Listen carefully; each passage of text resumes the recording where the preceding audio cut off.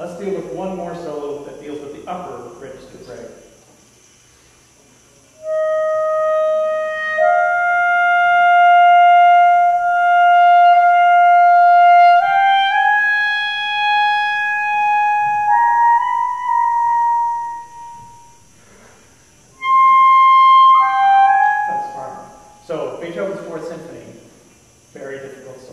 So you may notice that for going from C to C sharp there, I decided to play it with the two side keys. Not just the two side keys, but to shade it with the ring finger on the open hole here, just to give it a little more color.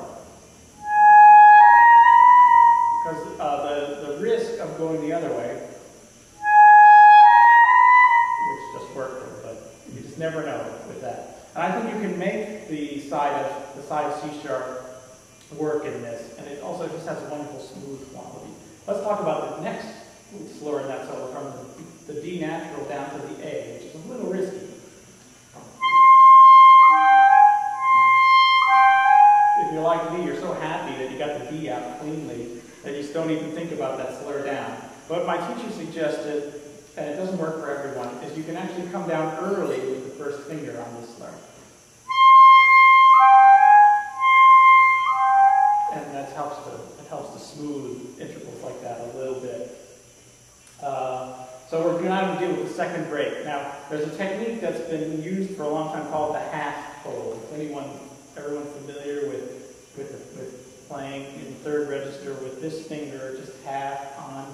It's a really good way, I think, to get across the break, but I don't recommend holding on to it after you get across. Some people do. You can use it to shade intonation also. But when you're going, especially a slur that just goes directly, like from E to C sharp, instead of coming straight up with the first finger, I'm moving it down a ways up. Down, so it uncovers the hole a little at a time. So in slow motion, it's like this. So you're sort of sliding it off the hole.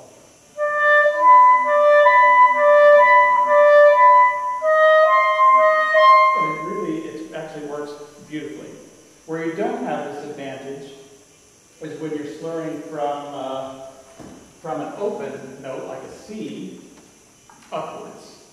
You don't have the finger down. So what do you do to make the slur a little more cleanly?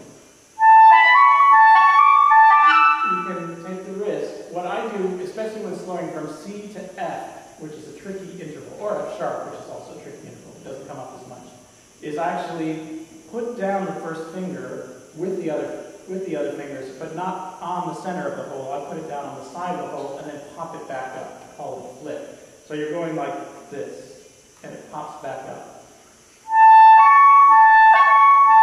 And it makes it a little smoother. It's tricky, but when you have a solo like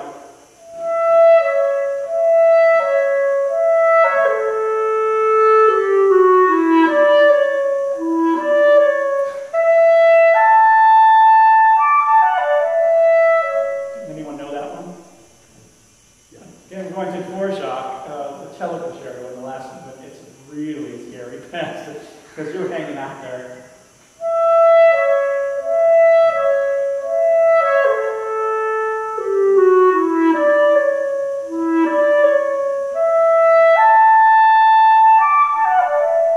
And then, once you're past that, you're in pretty good shape in that piece. Somebody just posted on the internet a recording that my teacher did, Robert Marcellus, playing this piece with Rostropovich as a memorial. There was a broadcast in the late 60s. I listened to it yesterday. It was great to hear it again, to hear that kind of playing, not just from him, but from the whole orchestra. It's a wonderful piece for the orchestra to hear that piece with a great orchestra, great conductor. It's a good reminder of everything that's important. So let's move up a half step to F sharp above the staff. Is that everyone's favorite note? F sharp. If you're going to play principal clarinet in an orchestra, you have to be completely fearless in the upper register, in the altissimo register. You can't be intimidated by it at all. And this is a bad note, let's be honest. But if you're slurring to it, my best of luck to you.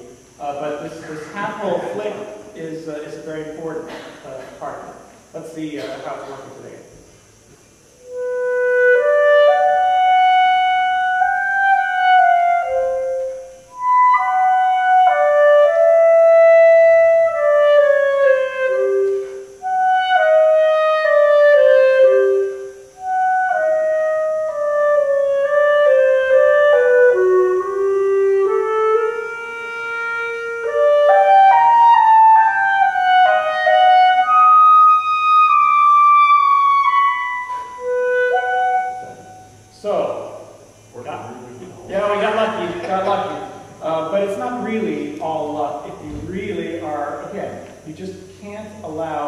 the insecurity that comes with playing a difficult passage to get in the way of your fundamentals, of your supporting from here, keeping the jaws open, and also adjusting the back of the tongue to the proper position.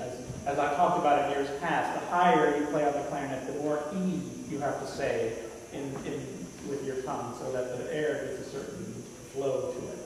Now, in this case, we're slowing from A to F sharp. So it's a perfect opportunity to do this roll-off thing. But at the same time, you have to sing in your brain A to F sharp.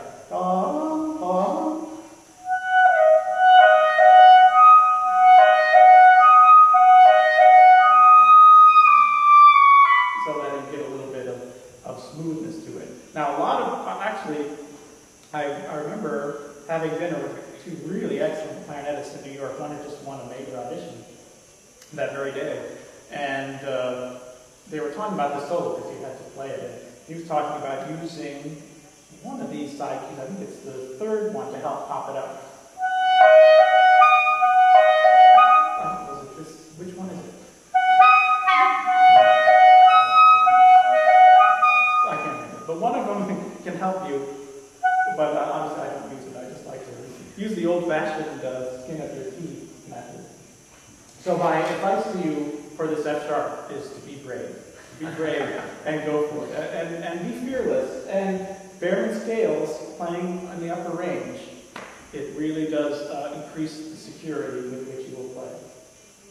So let's talk about wider slurs now, which are generally a problem because you're dealing with a lot of fingers and you want to bring them down smoothly, but they have to be together in order to make it clean. So let's try one passage and see what happens.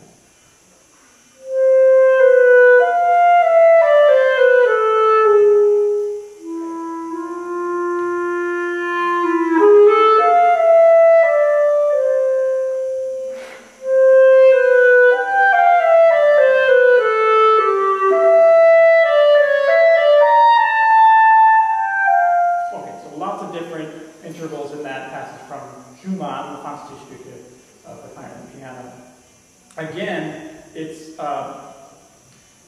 you want to launch yourself on a wide interval really from a steady position. And again, it's like if you're going to make a jump, you have to bend your knees and go. It's not an all of a sudden jerky motion. So, like the first one. I'm really thinking about squeezing the clarinet here and also coming up a little bit with the left pinky that's going to come down. But most importantly, because I played the clarinet a lot and I played a lot of scales and I played a lot of everything, is I'm thinking of that interval in my head. I'm singing that interval. And again, the same thing if you go from C to the same A flat, which is even harder because you're now dealing with a lever key.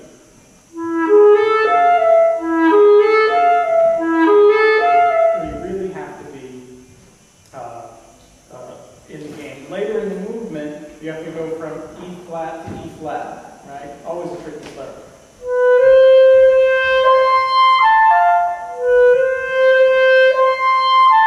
So again, we're using the roll-off technique with the first finger, but again, mentally, that thought of getting in between is incredibly important there.